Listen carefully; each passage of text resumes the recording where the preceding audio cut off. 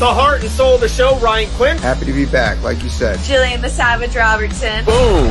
I'm Jonathan Ramlakan. We got Bree Eckert. Hey guys. We got my boy Blake here. Hello, people of the interweb. The Fight Bananas Show, every Tuesday, 1 to 3 p.m. Eastern on the Fight Bananas YouTube channel. We back, baby! Happy 2024, Fight Bananas fam. What is happening? Dave, what's going on, man? The hair's looking fantastic today. Hey, not bad, actually, right? Not bad. A little tight on the side, but I like it. Dude, 2024, Maddie, let's go. What's up? Fucking go. My eyebrows look fantastic. We are looking great today. I am so ready for what is to come in 2024 for the Fight Bananas team. This is Maddie Levine. This is my homie Dave Van Auken, and we are Fight Bananas. And as always, thank you for joining us. We are back. We had to like take a little break, enjoy ourselves for the holidays. Keep doing your thing real quick. I'm little technical difficulties on this side. You keep doing your thing. That's all right. You figure out you, and I'm gonna entertain the masses. But we are just so excited to be back and doing our thing. Both Dave and I had a fantastic Christmas break and New Year's break. But I gotta say, I am struggling getting back into the swing of things. I don't know if it's because I truly enjoyed myself this holiday break. When I tell you I unplugged, and it was fantastic. I didn't look at emails. I barely read up on the MMA world, and I just let myself relax. I let myself enjoy life.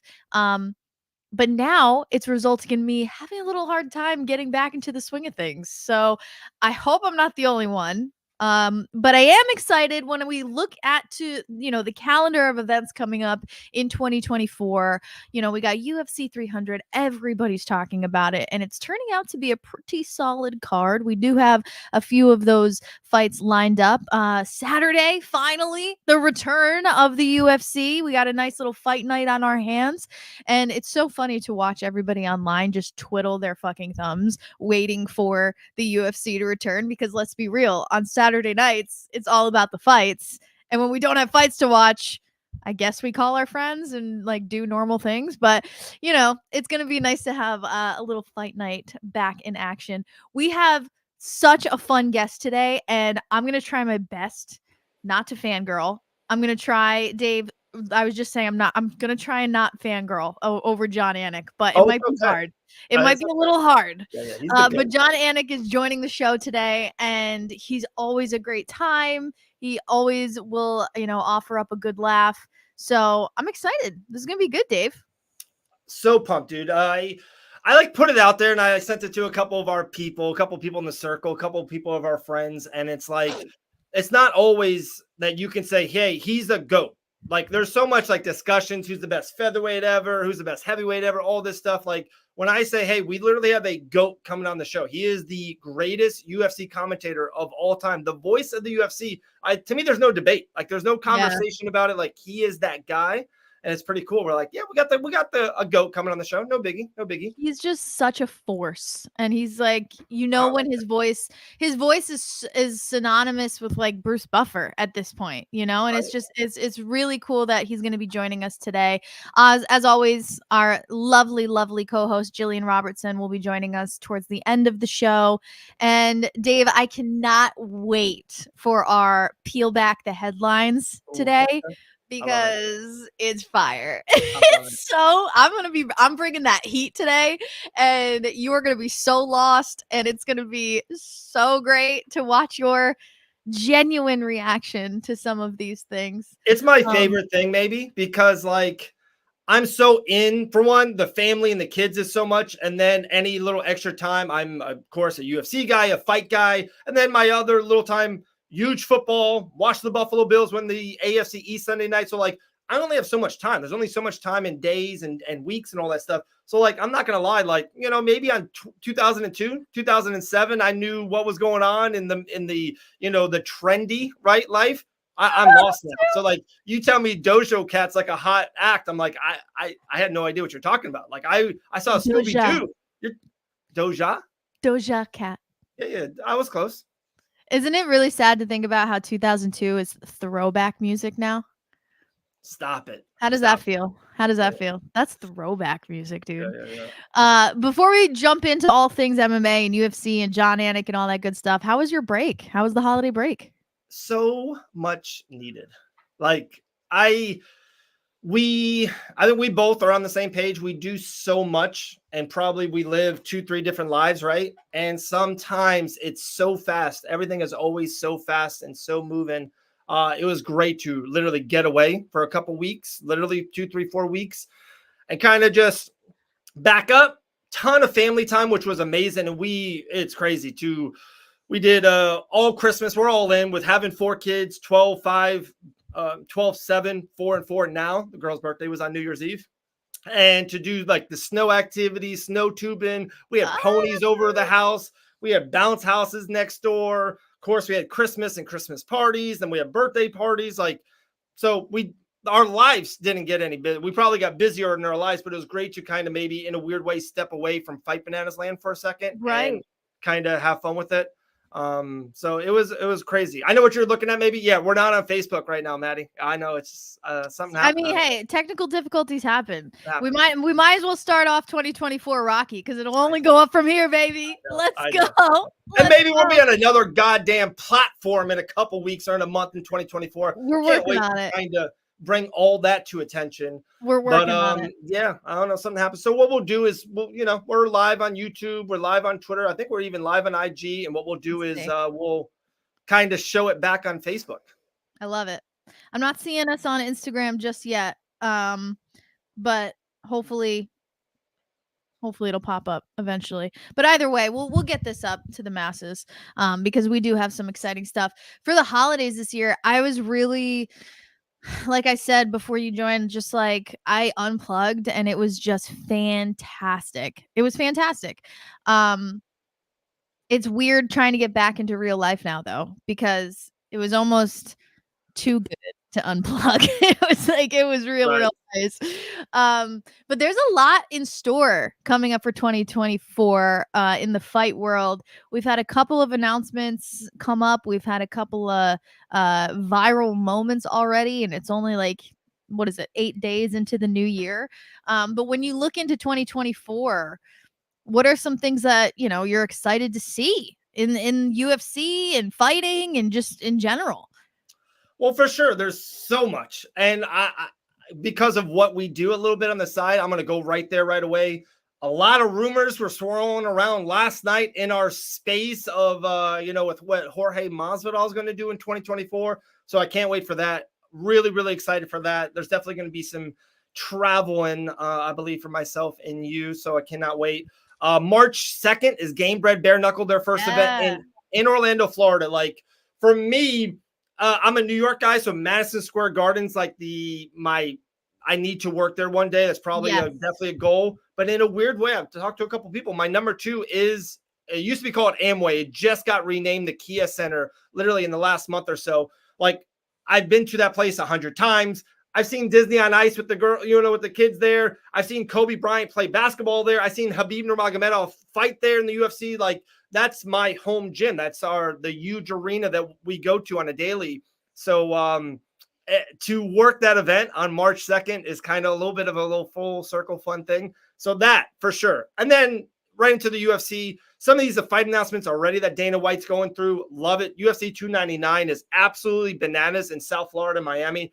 300 is going to be crazy. Of course, we got this Conor McGregor lurking in the background of some sort. So a lot of good stuff to get into for the UFC. There's a lot of stuff lurking under the scenes right now, and a lot of it's going to come to fruition most likely in a couple weeks, couple days, who knows. I have so many goals for 2024, not just enjoying as a fan and hoping for what comes in the UFC and just boxing and whatever. But me personally, I'm looking to make some moves this year. And I think I'm going to, Fight Bananas is going to make some moves. And it's a very exciting year all the way around. Very scary year as well to think about your goals, because if your goals aren't scaring you, well, they're just not fucking big enough. And that's kind of the motto I'm going with for this year. So that's so scary. But, we're on this journey together. So I appreciate you all, as always, Dave, and everybody that follows Fight Bananas.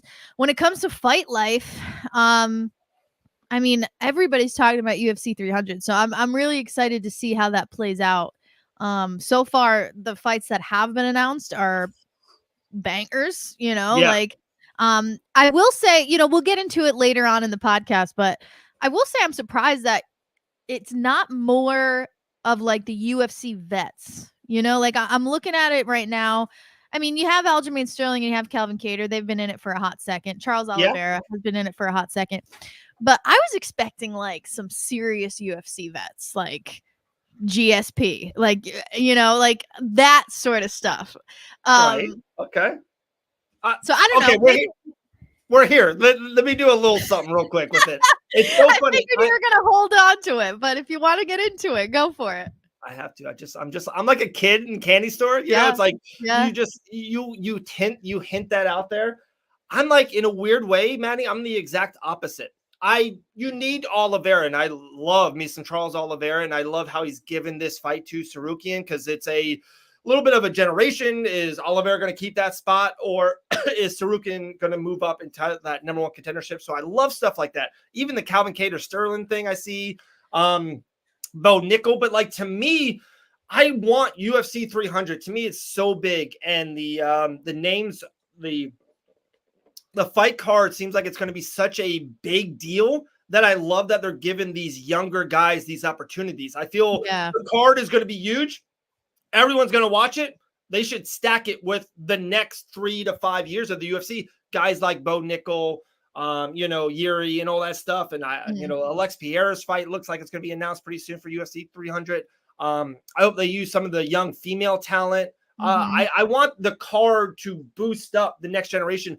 Like Habib and GSP and Rousey and DC, they're amazing. They had one of the greatest. All those guys had the greatest career ever. We don't need them for UFC 300. Like, it's weird. I'm kind of not the opposite, but I think you get what I'm saying. Yeah, I mean, we're coming at two opposite ends of the spectrum here, because I think there's a case for both of them. You bring in the vets, and you get the people that have been supporting the UFC for the past 31 years. You get them tuning in, and but from a business standpoint, it certainly makes sense to kind of cater it towards the studs of today, right? The modern day gladiators. Like GSP, you had your moment, so let's give it to the guys that are and the women that are climbing up the ranks. So I totally get that.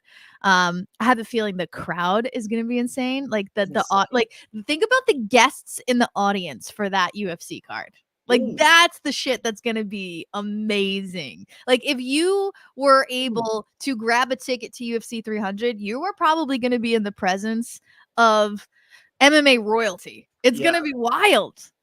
Do you think they are going to do something cool or fun like that? I remember one of those Bellator shows. It wasn't even the last one, but one of the Bellator shows, they had like this picture was just so iconic. They literally had 25 legends all in the cage, and it's special. It's cool. It just kind of brings up the whole card. I hope they do something like that, of a tribute to how we got to UFC 300. Yeah, I think they got to do something, right? I mean, 300, that's huge, but they also just had their 30th year, and they made a huge thing about it all year long.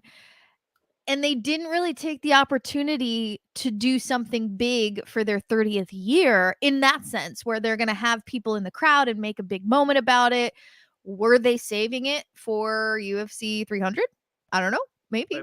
But I think that would be so, like, that audience is going to be crazy. Crazy. How much do you think a ticket is? Are tickets even for sale yet? Is that a thing? Not yet. Because I Fight Bananas posted something about $299. So look at this. You ready?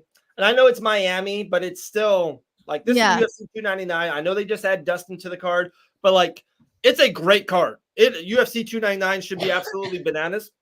But the floor for UFC $299, that's 1,750, 1,500, 1,250, 1,000. The higher, like the worst nosebleed section you can get in Miami is $250 a ticket to jump in. So I mean, I'm looking. StubHub is Yeah, StubHub is popping off already. It's like $900 a ticket for UFC 300, and they're not even real tickets. So, and you know why it's so expensive to get a ticket to the UFC is because you have guys that work for the UFC and is the voice of the UFC that is so fucking good. That's why it's so damn expensive to get a ticket. UFC 297 in a couple weeks. 298 is going to be bananas. 299 is South Florida in this man's hometown. And then UFC 300 is going to be insane in Las Vegas. Talking about the one and only, the voice of the UFC, my man back on the show, Jon Anik. Wow, what an introduction. I better bring it today. It's You better bring it, bud. And yeah, that first quarter, I mean, you set it up nicely, right? As much as I think our whole live production team has enjoyed this little respite around the college football season, we're ready to go. I needed that break, I think, as a lot of us did, but I'm jonesing to get back out there, and now just about 11 days or so away. It's so exciting. Happy holidays to you, Jon. You guys too. Happy 2024. We had, as you guys probably know, the 30-year anniversary of the UFC last year. So there was a lot of celebrating going on throughout the year. I'm just excited to have a nice, clean year where we just focus on, because it was a lot, but we just focus on the present day. And obviously the first quarter is loaded.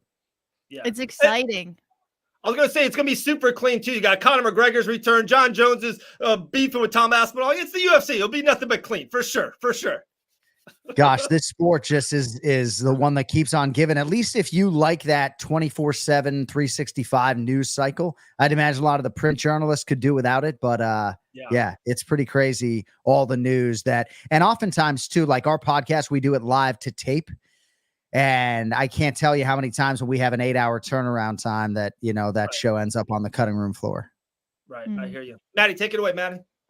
I mean, your voice has become synonymous with the UFC over the years, and I can only imagine how that feels. But looking back at your career with the UFC and, just starting in this whole world, what got you interested in the first place with MMA back in the day?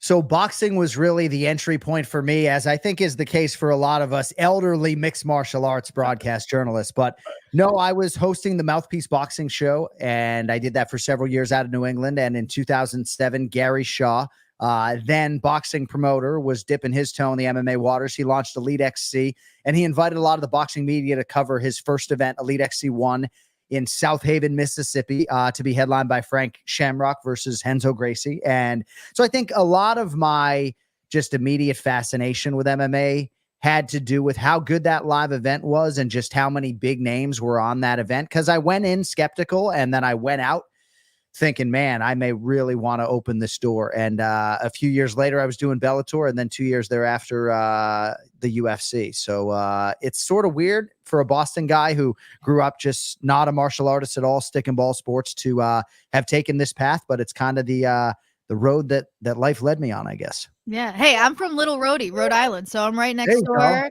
Nice. Did you ever venture over to Rhode Island? Of course. Been to the dunk many times. Let's go. You know what? It's not the dunk anymore, unfortunately. Yeah.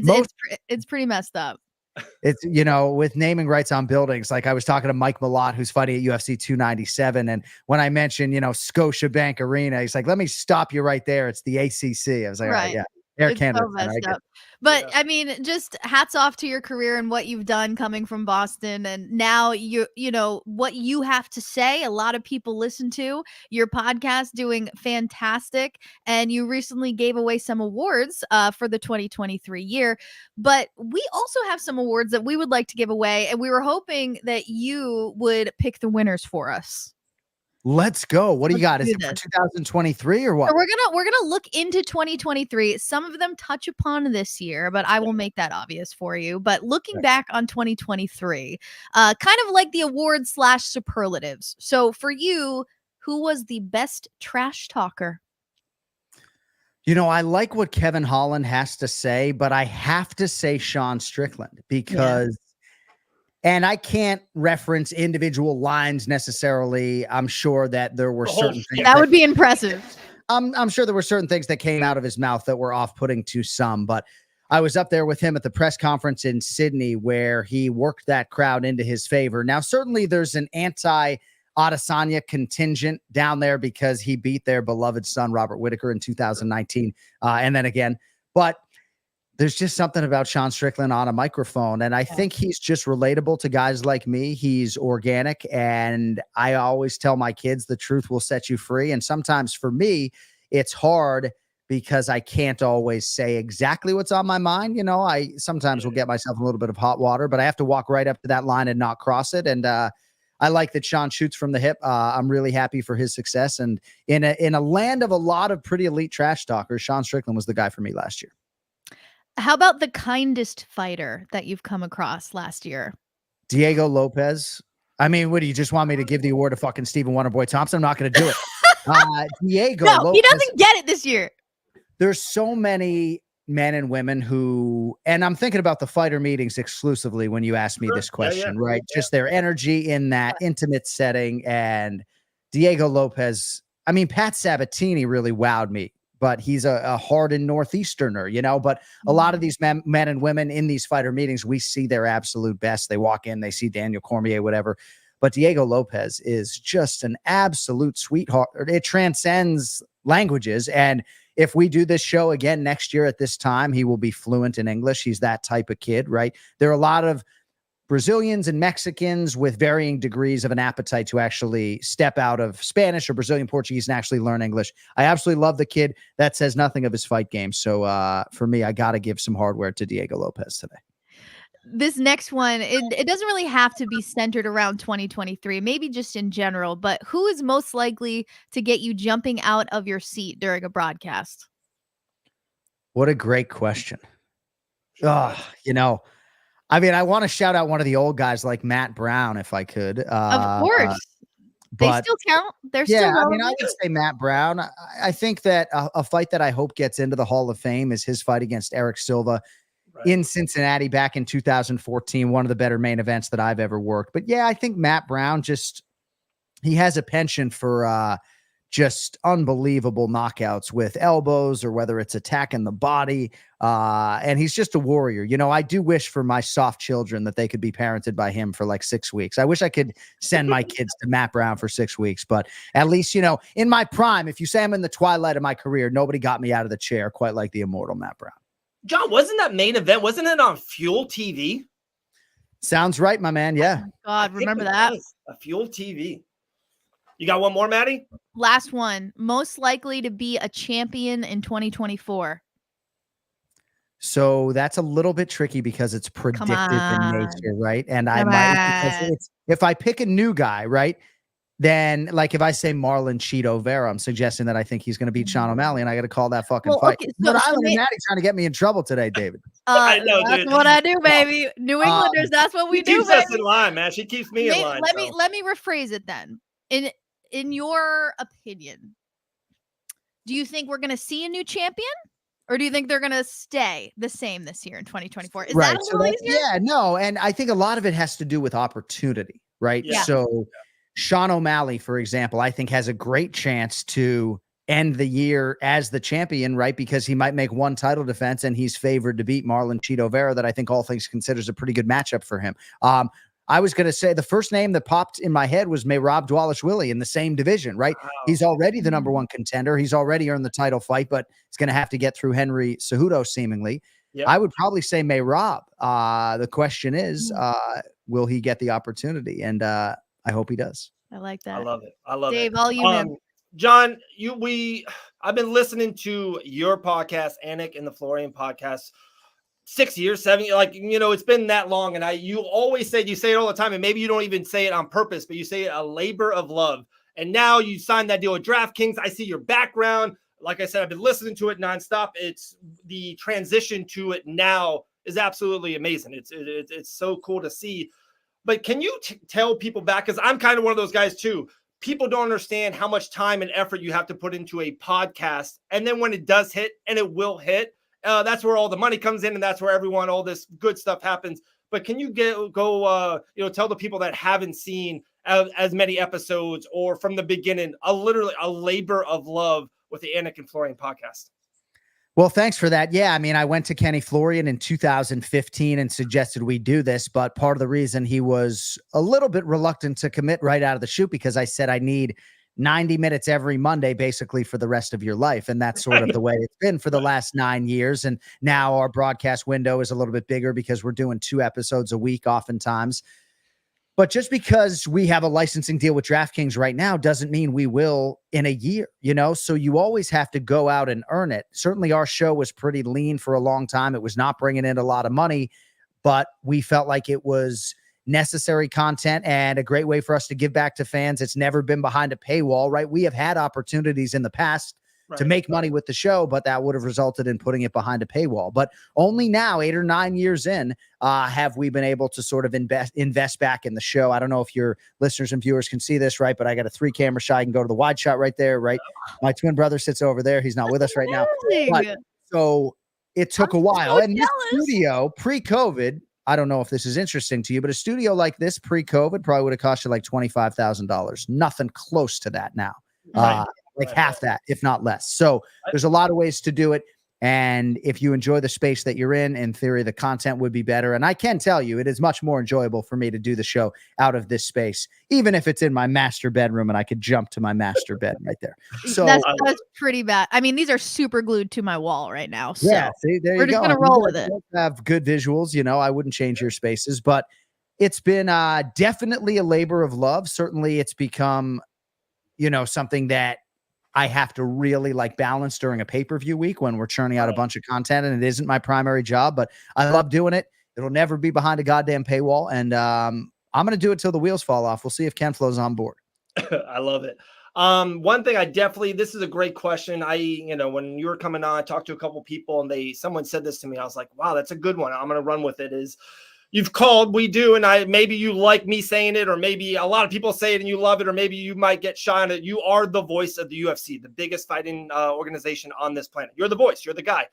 Is there been a fight maybe in 2023 or in previous past terms that you're like, God damn it, I wish I was calling that one? Even it could be a UFC at an Apex show that maybe they gave you the off week, or was it Francis Ngannou flying over and goddamn almost beating Fury? Is there been a fight lately you're like, man, I wish I was in that goddamn booth? Not lately, because thankfully, my health has allowed me to not miss a pay-per-view since I took over in February or January of 2017. So I'd have to go back to 2016. And then it's like, how much time do you have, right? I certainly would have loved to have had the chance to call one of the fights in the Conor McGregor, Nate Diaz series. Still holding out hope that we might get one in there. But there was a big fight between TJ Dillashaw and Dominic Cruz happening in my hometown of Boston, Massachusetts that year. And it was January of 2016. Kenny and I were going to call it. And then because it was a huge show, they pivoted off of us about 10 or 14 days out, and they went with Goldie and Rogan. And it was in, of course, my hometown, Boston, Massachusetts. And obviously Dom beat TJ, and I wasn't necessarily as close with Dom then as I am now, but that would be one that I certainly, an assignment that was mine that I wish stayed mine. Right. I got you. Maddie? I mean, I'm just excited looking through 2024 and what's to come, and knowing that you will be, offering that up for us. Everybody's talking about Conor McGregor. Everybody's wondering, is he returning? What weight class is he coming at? In a perfect Jon Anik world, how do you envision Conor McGregor's comeback? Well, I hope he fights twice in 2024 and that his health affords him the opportunity to do that. I have long said that no money can buy for Conor what he wants, and that is a broadened mixed martial arts legacy, right? A few more high-profile scalps, green stripes on his Wikipedia page, and the only place he can scratch that itch is the UFC's octagon. He can't do it in a boxing ring, so I'm hopeful that he fights twice this year. I am down on my knees praying to God that neither of those fights take place at 185 pounds, which has no divisional relevance. But I do think that optimistically, I hope it's Chandler because he's earned that shot. And I hope it's June 29th, UFC 303 or whatever it is. And if it's got to be in the welterweight division, I think that's fine. Conor nursing the leg back. That leg break might have been the end of Conor McGregor at 155 pounds. I don't know. But I think his frame would suggest to you, and history would suggest to you, that to try to become an undisputed UFC champion again, I think that initiative, well, I don't know, might not be easier at 55 when I think of some of those fucking monsters down there. But True. Generally speaking, he's going to be giving up size to guys like Shavkat Rakhmonov and Leon Edwards and everybody else. So we'll see if the gold is actually undisputed gold or or not. But the sport's better with him in it, and hopefully we're only a few months now away from his return. Yeah. Very I mean, true. his legacy is there. The blueprint is there. He's created his name. You might as well go out in a way that makes sense. Right, Dave? Yeah, I agree. I got one more for you, but before I do, we have another person that's usually Maddie, myself, and someone you probably know or talked to in one of those meetings. It's Grant Dawson's wife, Elle Dawson. She's a South Florida American top team. She's usually with us. She had a little doctor appointment, but she just got in town. What's up, Elle? What's up, guys? I'm glad I made it just in time. We are too. There you go. There you go. Well, I know you want one for John, so there he is. Go for it.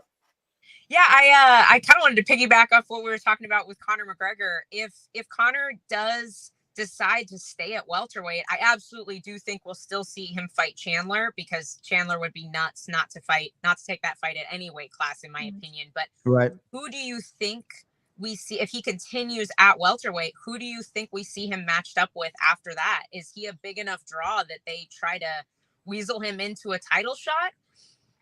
It's a great question, and I think probably yes, right? The singular value of one Conor McGregor win is such that it opens everything up for him. Not to suggest that he could challenge Sean Strickland for the 185-pound title. Like, hopefully we can restore some order. But yes, Elle, if he beats Michael Chandler, who is not a welterweight, at 170 pounds at UFC 303, and Leon Edwards is still the champion, I absolutely believe that there would be a foundation to make that fight, even if some of our fan base and people like you would suggest that maybe that's criminal and flies in the face of meritocracy. I think style points would be useful for Conor as well. You know, is it a 5-round fight against Michael Chandler? We would presume it is, right? We'll see. But yeah, I mean, whether people like it or not, I don't think it's out of the realm of possibility that Conor is one win away from an undisputed welterweight title shot. How about crazy? How about Conor against I know. Bilal? How about Bilal underneath your banner doing the things? If Bilal beats Leon, maybe at 300 or somewhere in that nature, how about Conor and Bilal at the end of the year in December, the big pay-per-view main event? I like that. You know, I love you, buddy, but it's got a 0% chance of happening. I think if it is going to be Conor at 70, it's going to be a matchup. You know, he's not going to be underneath Grant Dawson for 25 minutes at 155 pounds. I think it's going to be a matchup, right, that he thinks he can win. Now, Leon Edwards is a much more well-rounded fighter than he is given credit, and his strength and conditioning is on a different level. Like, I don't think there's anything easy about that matchup, but certainly strikers like Conor McGregor and Stephen Wonderboy Thompson salivate when the champion in their division is a striker like Leon Edwards and not somebody like Bilal Muhammad, who is going to, deep water you for every minute of the fight. But we'll see what happens at 70. You know, hopefully Bilal is the guy who gets the fight against Leon Edwards. And I think both of those guys have improved a lot. So definitely not a slam dunk that Leon just walks through Bilal. Very cool. John, we appreciate your time immensely. Like I said, I got one more for you, then we'll let you run. And like I said, we really do appreciate you here under the Fight Finance banner. 3 pay-per-views coming up before 300. We got Duplessis and Strickland, which is getting all the buzz right now. Maybe the most underrated fight so far going into 2024 is with Topuria and Volkanovski. That fight needs to happen and will happen in Anaheim. And then, of course, Cheeto and Sean down there in South Florida for $299. So not us. We're going to watch everything. We're going to buy everything, all hardcore fans. But for a casual, MMA fan or a casual sports fan, if they said, hey, $80 pay-per-view, one Saturday night, out of those 3, and I know the rest of the card, the rest of the fights mean a lot to it, but if you say to a casual fan, hey, you got to get this one. Like, it's O'Malley or Topuria or Sean Strickland. Which one out of those 3 you're telling your casual friend you have to buy this fight? It's a phenomenal question. I have to answer in a way that I don't necessarily want to and say UFC 299 because of all the pageantry that comes with Miami. I live in Boca Raton, Florida. Yeah. We just went back to Miami for the first time in 20 years. So the magnitude of that live event, I just think aesthetically and everything else is such that you got to buy UFC 299. But I will say this 297 main event, it's got heat on it. It's bulletproof in terms of the matchmaking, both in terms of the fight in the octagon and everything that'll precede it. And what most of our fans really want to see is what's happening in between those 2 pay-per-views at 298, an undefeated #1 contender who many believe is going to beat the champion. And that's your reality with Alexander Volkanovski and Ilia Topuria. So I'll say 299, But you got to fucking buy them all, Dave. Let's be honest. There we go. Guys, the voice of the UFC, the leader. It's Anik and Florian podcast. It's not Florian and Anik. I know you went back and forth for a while, but it is the Anik and Florian podcast. I know. Man, we appreciate you so much here under this banner. Any thoughts? Say bye, Maddie L. Anything else for John? No, thank you for joining us. And as always, I look forward to seeing you every Saturday night. Thank you. Your words mean a lot, Maddie. Thank you, Dave. Always a pleasure to chop it up with you. El, thanks for chiming in, and we'll do it again. We'll see what this first quarter holds, and we'll talk soon. Sounds good, my man. Appreciate you, John. Talk soon, brother. Thank you, guys. See ya. Later. See ya. All right, the great Jon Anik on the Fight Banana Show live. El, what's up? 2024, we're here. My hand's cramping. I'm like, how's the body feeling? Not too bad. I just saw my surgeon that's doing my ACL, so we'll find out when that is soon, hopefully. Beautiful. I love it. Well, you're just in time to peel back some headlines, right, Dave? Sound good? Yeah, let's do that. Let's do it. So I have a couple of stories that caught my eye over the past few weeks. I mean, it's hard to pick one because when's the last time we had a show? A couple weeks ago. So these are just some of the ones that caught my eye in recent days. Did you guys catch this viral story about the ice hockey fist fight that went down recently? I watched it like 4 times on Instagram. Really? It was amazing, El. Amazing. All right. So here's the deal. Basically, a brutal ice hockey fist fight turns bloody during an AHL game. I don't want to mess up their names, but it's Boko Amama and Tyrell Bauer. They got into this fist fight. They exchanged blows. It goes mega viral online, especially with the fight community, because we're all eating it up, right?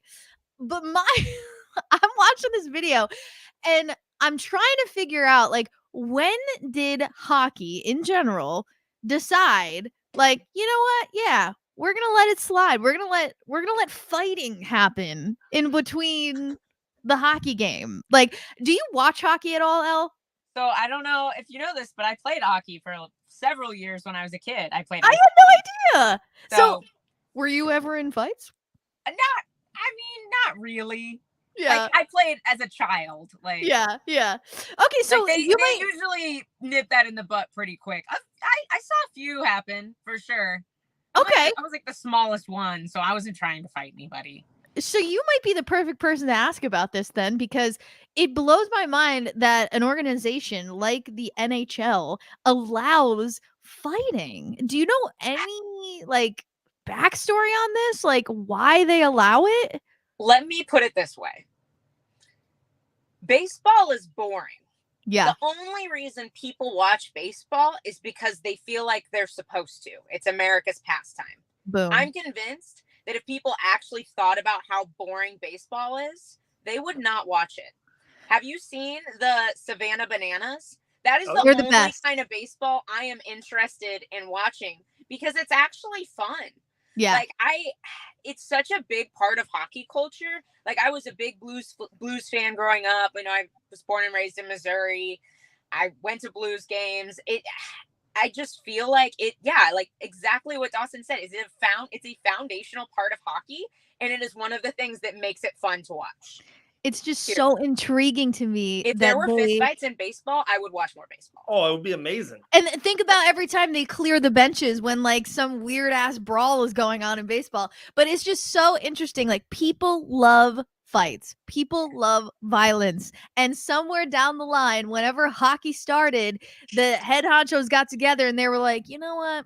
We're going to allow it. We're going to let it slide. It's hilarious. It's really hard for them to actually hurt each other. Yeah. Like, that's true. But I guess noses. Yeah. I guess this particular fight went viral because it got incredibly bloody. One of the players lost his helmet during it, and, like, he had blood coming out. And then they just amicably stopped fighting, which was like the weirdest part. Like, things you don't see in MMA. It's just an all around know how to fight. Yeah. Don't know how to fight. And it gets to a point. It's like, okay, that's enough. Wait, I'm a little scared now. Yeah, it's so funny.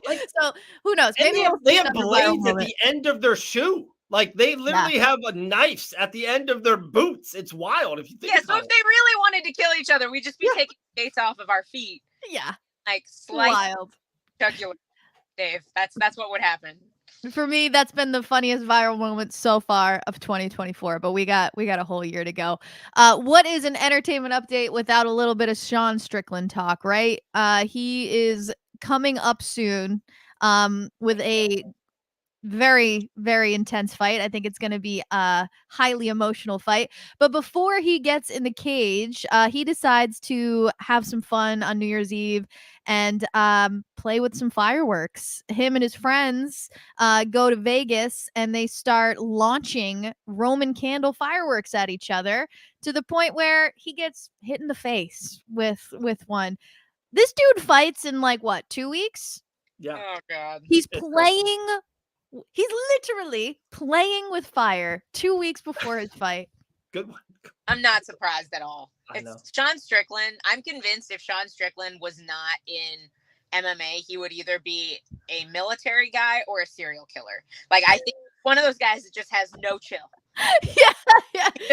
150% all the time. I'm not surprised. Like, is it stupid? Absolutely. Would I expect him to do anything else? No. Absolutely not. See, I thought you were going to go like the Jackass route, like a member of Jackass or something. I can see that.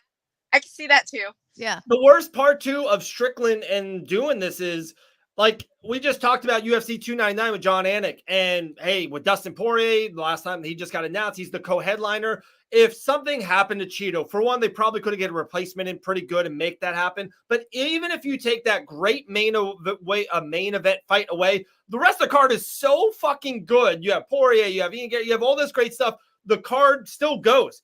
If you take off Strickland off this card, like, that card goes away. That is one of the worst main, and I love Mike Malott. Like, Mike Malott's one of my dudes. That UFC 297 main card is dreadful. And the co-main event would be Penitent versus Buna Silva.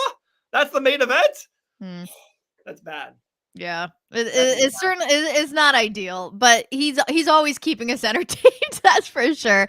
And I'm very excited to show Dave this, Elle. I don't know if you've seen it, but Angela Hill decided to do a little music video recently. Have you seen it? I haven't seen it. I did. Okay. Well, guess so who excited hasn't? Dave has not seen it, and we're gonna show him right now play it right because we are playing that. We are playing it. Let me share my screen here. Let's hope it works. You guys see that?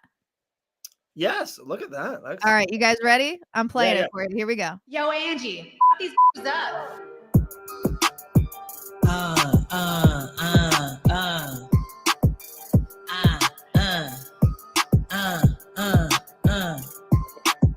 I'm on the ground, working on my rounds. These weak, my booty gets down. Where Willie at? Let me rematch Lamos. I won that fight, even ate that bitch toes. Ground a pound, Cormier is round. My inventory, my pants upside down. Phil Davis taught me to take a down. Yeah, beat you in your hometown. Ground a pound, gotta win the round. Call me Cruz, my footwork slows them down. Yeah, I'm gonna get the crown. Yeah, bet on me, James Krause. I'm talking like O'Malley, eating groceries like Caddy. I'm getting low like Henry. 29 fights, still pretty. All right, I think that's enough. Let's give credit where credit is due. Adam Hunter wrote those jokes. Yeah, I was gonna say because Adam Hunter is freaking hilarious. Adam Hunter is a comedian, and he honestly, I think he fucking crushed it. Like, getting low like Henry, dude. That's funny, Dan. So, Dave, what are your thoughts? I was going to say that's probably the best minute in our Histories podcast, so I'm all for that. No, just any time that someone who's coming into this show in 30 seconds, I love when MMA and the UFC goes mainstream, or the UFC can be funny and do cool things. So I'm all for it. I loved it. Am I going to listen to that song in my brand new car with the kids in the back? Probably not. I probably will not. But I am a fan of that. That's awesome. That's Angie Hill going for it. I know that's Elle Dawson's all-time favorite fighter. So I will control my face, Dave. But I thank you so much. This is my serious face. More importantly, have you heard of Sexy Red, Dave? Have you heard of No. it?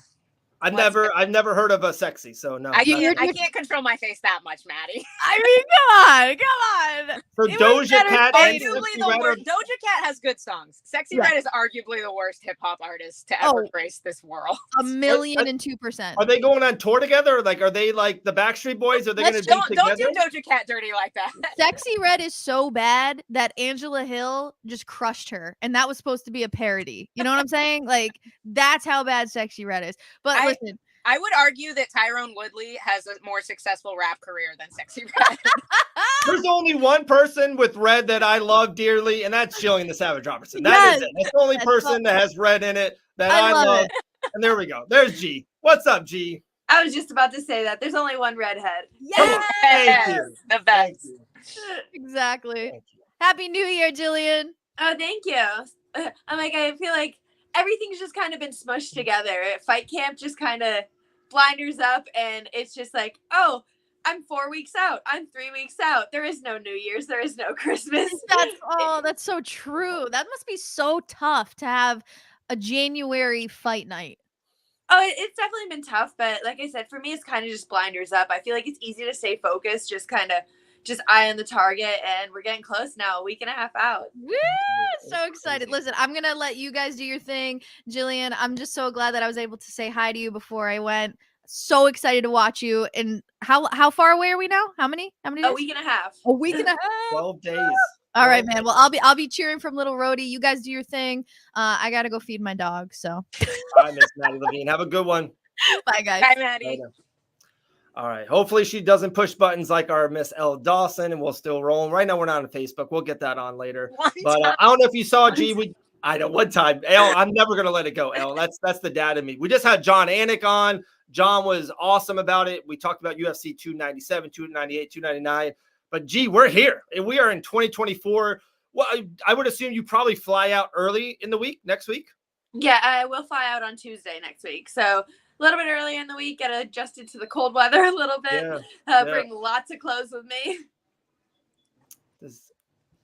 As soon as it hits below 70 here, I'm like layering up. I'm officially acclimated to Florida. I don't think I'm ready for Canada weather.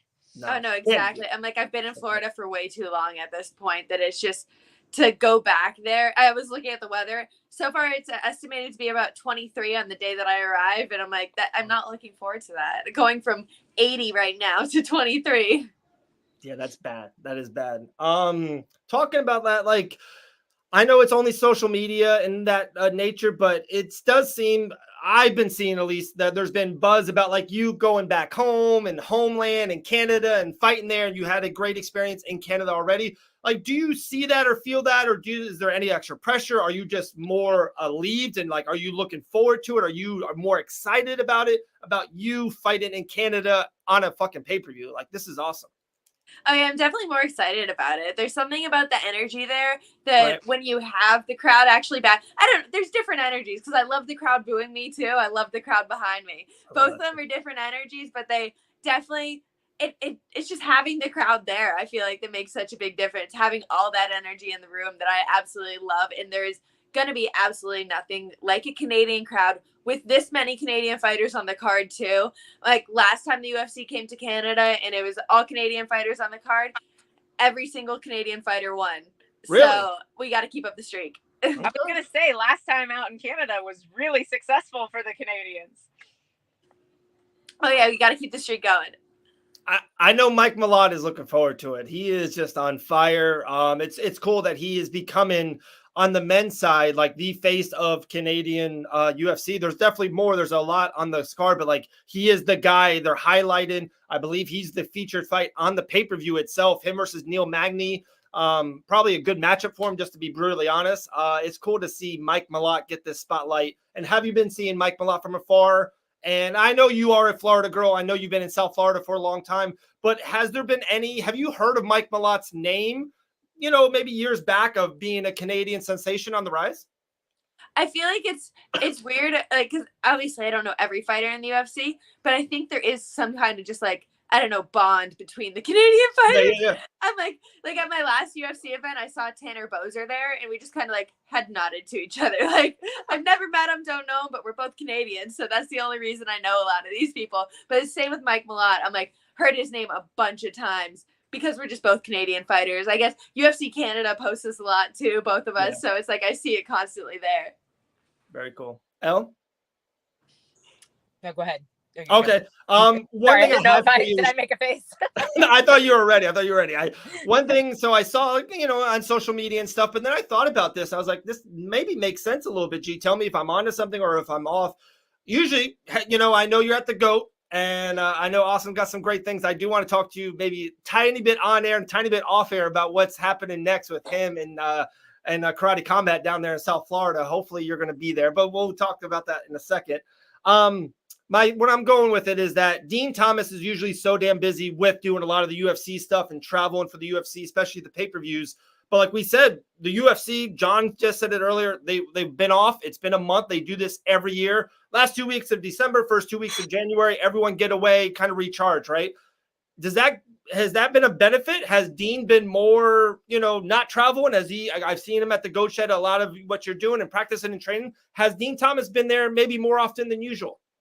I guess it's been a little bit of the opposite of how it usually is this camp, because Awesome's been going everywhere for Karate Combat. Right. He's been all over the world. He's been in Abu Dhabi, Sweden, Romania. He's been flying everywhere lately. So Awesome's been completely just everywhere at this camp, where that's usually Dean. He's usually the one going all over the world. So Dean's been kind of the one who's taken a little bit more of the reins this camp and has been in a little bit more control. I like that. I would assume you 100% know what's happening next for Karate Combat, and I know we're not allowed to say anything, but are you going to be there? I believe so. Okay, and you know exactly what I'm talking about, right? Yes, I do. I think we're going. I think Elle and myself are going to that. Oh, that's awesome. So it'll be a little Fight Bananas crew live in person. Crew. I'm very much looking forward to that. It should, from what I've heard of the details that are coming out, it should be quite the event. I hear it. Seems very interesting. No more hinting. I was sworn to secrecy. All right, no more hinting. There you go. There's fights this weekend. It's probably a really sneaky, underrated card because when we post it, sometimes people are like, "Really, is this a fight night card?" But you look at it. Manel Kape has a shot to be a UFC flyweight champion. He's on it. Walker and Ankalaev. Ankalaev was literally one judge scoring card of being the light heavyweight champion. And who knows if Ankalaev and Alex Pereira is a big time UFC 300 fight. So there's a lot of, to me, underrated fights, but there's two people. And I think G will totally understand where I'm going with this. Jim Miller and Andrei Arlovski, two absolute legends of the sport. And I kind of put them next to each other, and they're both amazing. So I don't want to take anything away from each other. But this is a question for both you guys. What career would you rather have? What UFC career? To me, Arlovski he was the world champion. He's main evented pay-per-views, but there's not a ton of wins. He doesn't have the abundance of wins and records where Jim Miller's never invented a card, never been a champion, but he's got so many goddamn records. He's got so many wins. He's been in the UFC for, I think it's been double the fights. So if you had to pick or choose, what career would you rather have more, Arlovski's or Jim Miller's? Let's start with you, G. Oh, that's a tough question.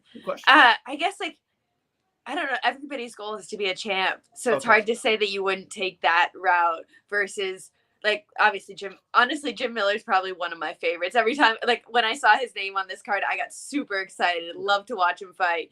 And obviously he's been doing it for so long too. I'm he was on UFC 100, UFC 200, and UFC 300 now. So it's just an impressive career overall, but I think you got to go with just getting the belt because it's just, like I said, it's every fighter's dream from day one is to get that belt. Elle, same? Yeah, that's always the goal, right? And it has to be for one night. If you have that belt for one night, it's that's something that nobody can take away from you. Yeah, having submission records and all these wins is really cool. I also would like to point out that Arlovski may have had a more Jim Miller-y career. Was he not a heavyweight? Because there's just not as many heavyweights for him to fight in general. But yeah, you gotta take the champ. Yeah, I agree. G, when you win the championship in 2026 or 2025, what's like the first thing you do? Or is there a phone call you make? Is there like a certain thing you do? Is it just like, hey, going to Dean and be like, dude, we did it. Like we were on this mission for this long time. You know, you told the story so many times. You walk in the gym, kickboxing, blah, blah, blah, blah. Is that it? Or is there something else? Is it a family member? Is there someone like, or, you know, there's a food that I have to do? If you win that championship belt, what's like one of the first things that pops in your head that you're like, yeah, I got to do this? For me, honestly, I'm like, for me, I'm like, I just think the target's always on your back. So I'm like, when you win the championship, I think it's like you have your one night maybe to celebrate, and then that's it. Like you got to get back to work because somebody's coming for you. So I'm like, yeah, you can celebrate the moment. I think you can't celebrate till your career's over. Like Amanda can look back at her career now and be like, all right, I can celebrate that. That was a great job. But I'm like, until you've like really solidified it, you can't really, I feel like you gotta be ready to defend that. I'm going on a 10-day banger. I'm doing all the drugs. I'm doing every one of them, right? Like that's for retirement, Dave. That's for retirement. If I win championship, if I like the UFC hires me to do like you know, the one commentary, like for the next 10 days after the show, I'll be a dirt hole in Vegas somewhere. Like you will never see me for 10 days. I'm sorry. That's why you're a savage. That's why you're a professional athlete and I'm who I am, I guess. I would go on a legit banger. It would be crazy.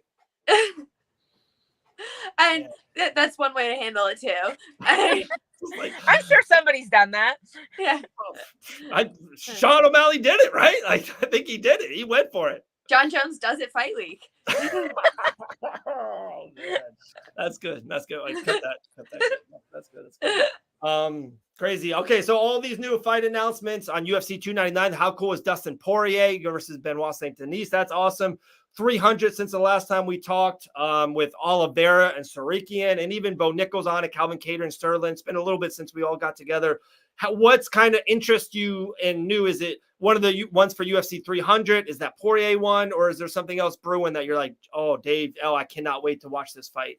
Literally, those two fights you called, I sent both those to my boyfriend this week. Like, oh, you see this matchup? I'm like, both those fights, Sarukian and Oliveira, and then Benoit Saint Denis versus Poirier. I'm like, both those fights are just such interesting matchups. I would honestly, I'm just super excited for both of those. I think Saint Denis has been really on a tear lately, and he's really been impressing me. I feel like his last 2-3 fights, that he's just looked like an absolute killer, like just precise out there. And it's going to be interesting to see Poirier because we haven't seen him in a while. But I also feel like the fact that it's a 5-round fight kind of poses more of an issue for Saint Denis than it does Poirier. Poirier is just a seasoned veteran when it comes to 5-round fights. So I'm like, I don't know. I think it's going to be an interesting matchup, but I think because it's 5 rounds, that's where Poirier is going to shine. Dude, I love Poirier in this spot. Like me and Elle have talked about it off air. Like I get the Benoit love. Like I get it. And I almost understand the opportunity that he's getting against Poirier. This is just a humongous. He just fought Matt Fiorillo. Like Matt's really good. He's a top 15 guy, but 15 to literally the number 1 contender is a fucking jump. That is a humongous jump. He's not fighting 10 or 12, even that 7-6 guy. He's fighting number 1. He's fighting Poirier, who Poirier was beating Gaethje till he got caught, and he got caught against Justin Gaethje, who's number 2. Like there's no loss there against number 2. Like I don't know. Like I'm huge on Poirier in this fight. I think Benoit he's so aggressive, and I think a little bit it's kind of like Chandler to Poirier. I think that will go in Poirier's favor. Yeah, there's gonna be a close spot. Like, dude, Benoit throws heavy, throws wild. I think there's a lot of things that Poirier is gonna do to really negate some of this stuff, the footwork, the counter work, and then I think he can go to the ground. I think people don't understand how good Poirier is on the ground. I love Dustin in that spot, especially as an underdog. I know we talked about it off air. I love Poirier in that match. I don't think this matchup makes any sense. There you go. I just don't. Like, I don't think it makes any sense at all. And I have a theory that maybe some fights weren't totally set, and Dana White just wanted to say something because Francis Ngannou had a big announcement. Because I just don't, I don't see how that fight makes sense to me. Like, you've got a guy like Poirier who's, is absolute journeyman. The only fights that make sense for Dustin Poirier right now are Conor McGregor, Justin Gaethje, or a title shot. Yeah. Like there's really nothing else that makes sense. And so I'm skeptical. I'm skeptical. Okay. I like it. And then I always love Charles Oliveira. We talked about it a lot on this show for years about how there's a lot of mirrors we see with you and Charles and your career and how, it's going the linear of your guys' career. But Sarakian, he looks so good against Beneil Dariush. Like he looks so freaking good. I don't know if he can do that to Charles. He can. I feel like he can blitz him, and Charles is hittable and usually hittable early. That's gonna be wild too. I cannot wait for that fight. Both fights are phenomenal. Like I love the generation. I love the new up and coming monster against that old school champion or interim champion, the guy who's done it so many times. I love that fight, G. I can't even call this one, honestly. Yeah. I'm like, I don't even want to. I'm super excited for it, especially as a grappling fan. I feel like both like Oliveira's jiu-jitsu and then Sarukian's wrestling is just gonna, I don't know what it'll really pose, like which wins, like wrestling or jiu-jitsu, like will Oliveira be able to capitalize, or will Sarukian just be able to kind of wrestle him and get back up, not really play the game too much. On the feet, I do think Sarukian does have a little bit of an upper hand, and that's where I think that it's gonna be a little bit more of his fight. I like it. How about you, El? Yeah, I'm super excited for that as well. I thought that Arman would have I thought he would win, but I thought he was going to have a tough fight against Dariush. And clearly I was wrong. So I don't know what Arman's ceiling is, to be honest. Like it could be, we maybe haven't even seen it yet, because it was just such a stellar performance over Dariush. And Charles is one of those guys where the way he strikes is so dangerous, not necessarily just because of his technical ability, but because he's not afraid of getting taken down ever. Like Charles Oliveira has never been afraid of getting taken down. And so he's willing to stand in front of guys and throw. And Arman has just ridiculous power. So I feel like they complement each other so well with their styles. And I agree with Gillian. It's like, does power versus accuracy win? Does jiu-jitsu versus wrestling win? Like, it's just such a good stylistic matchup. Crazy. All right, last 3 to 4 minutes, G. Probably the last time we're going to talk to you before the fight. Hopefully we'll talk to you after your win. I think we've done that maybe 2 of the last 3 or 3 of the last 4. After your win, we always do like this cool Instagram live. Hopefully we can do that again with you in Toronto after you get a second round first round submission win. I'm calling it first round submission win. But last 3 minutes about you and the camp. And we've been seeing you on socials about how the weight coming off, looking great, all that stuff. So I guess I put a bow on kind of the camp and how you feeling right now. Camp's been going great, honestly. Like I said, Dean's been a huge part of it, which I feel like we always have that, like, just different energy between me and Dean. We've worked together for so long. So it's like we're just on the same wavelength. He gets me. He knows what I need. And so camp's been flowing super smooth. Obviously, everybody at the Goat Shed, too, has been so much help, like just having all the training partners there, all the bodies to work with, and the people who are showing up for me every single day too. So I'm like, I've really had a perfect fight camp. Like I said, my weight's been perfect. It's lower than it was for my Pierre fight camp, which with that camp I cut 2 pounds the day before. So I'm like, it should be an easy cut. Shouldn't be like my Tabitha camp too much. Where I'm like, why were you ever at flyweight, Jill? I don't, honestly, I was walking this weight when I was at flyweight too. I don't know. I never put a big emphasis on size. I always believed in my skill enough. And, I don't know. I guess I got tired of looking up to all of these girls I'm fighting all these girls that are like 6 foot. Like, so, 180 pounds in the octagon that night. So I just went down to 115, and I feel like it is the move, but it's also, I could be more active at flyweight too, where it's like at 115 I can't stay as active as I'd like to. Really, I have to take a little bit more time just to take care of my body, because it takes so much to get down. That's true. I was going to say that because a lot of your career has been kind of on short notice or a quick turnaround or a quick, kind of like, hey, we got 3 weeks. Yeah, let's go. Like you never turn it down. You send me these texts. You're like, Dave, look what I got. I'm doing this easy. Like, boom. But I think maybe you don't lose, you get a lesson. I think maybe the one thing on with Tabitha in the Jacksonville is like, maybe it's like, no, I'm not fighting until this. Like I need to go back up and wait. I need to eat donuts. I need to be myself for a little bit, couple weeks, and then maybe slide back into it and not turn around as quick. I think maybe that's the lesson in 2023.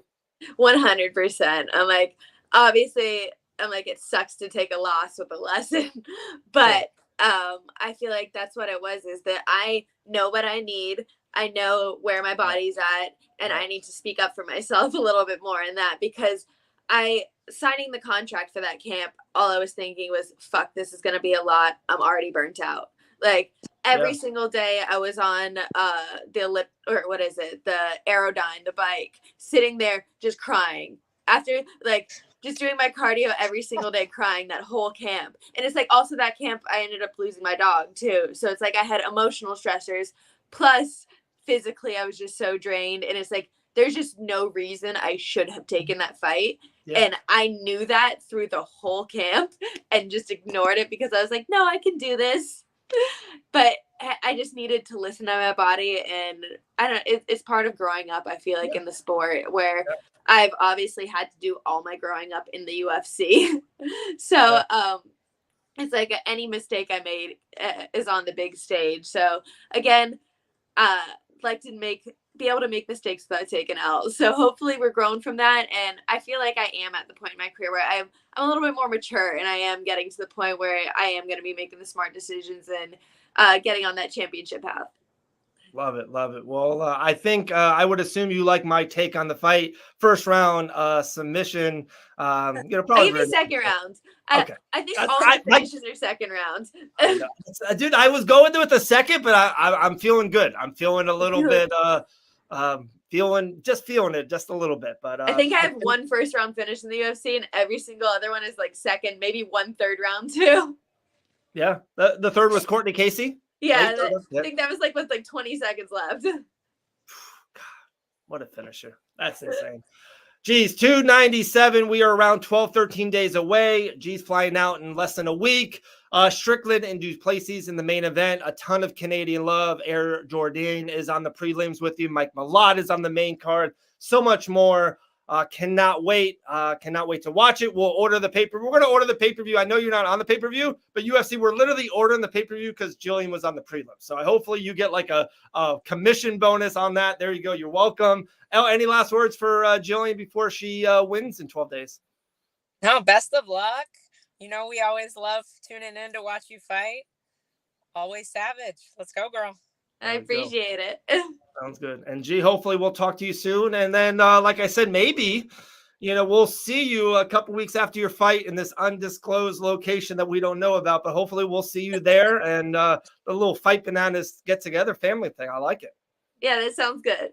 Awesome. Sounds good. All right, Elle, have a good time. We are done for the show. Thank you, Jon Anik, for coming on the show. A great conversation. We're going to, I know we couldn't, we're on live on different other feeds, but we'll cut a lot of that up. Gillian, thank you. Appreciate you coming on. We'll see you soon, and we'll see you get a win. We'll see you guys, everyone, next week.